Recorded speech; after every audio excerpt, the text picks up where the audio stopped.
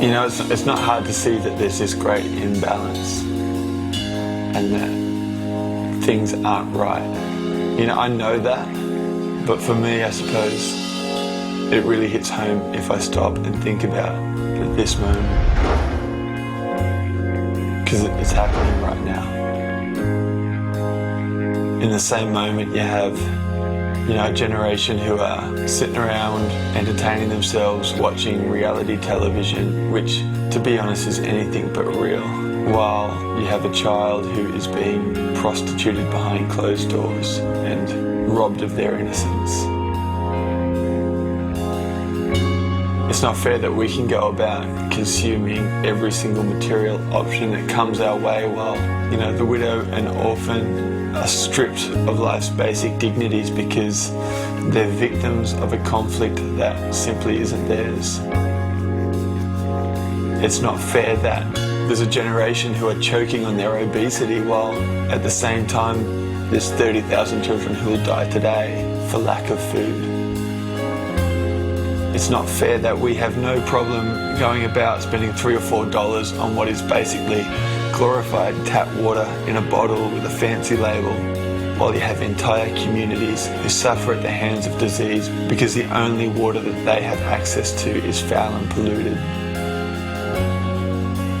It's not fair that we, you know, can sing and dance and jump around in our freedom and in our liberty while at the same time the slave remains captive, out of sight and out of mind. It's not fair that we can sit and watch the evening news from the comfort of our living rooms and pity those who lived where the storm hit or where the ground shook or where the water rose and simply feel sorry for them and then change the channel and get on with supper.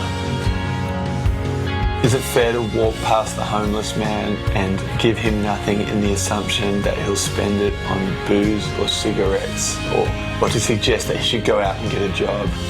I mean, who are we to judge the alcoholic or the prostitute or the addict or the criminal as if we are any better?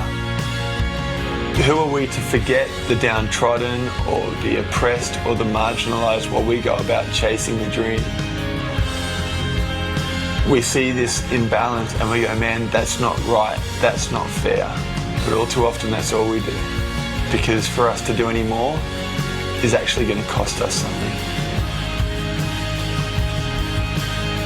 And if that's where it ends, perhaps then it's fair to say that when we ignore the prostituted child, that we actually lend our hand to their abuse. That when we ignore the widow and the orphan in their distress, that we actually add to their pain. When we ignore the slave who remains captive, that it's us who's entrapping them. That when we forget the refugee, that it's us who is displacing them. That when we choose not to help the poor and the needy, that we actually rob them. Perhaps the only fair thing to say is that when we forsake the lives of others, we actually forsake our own.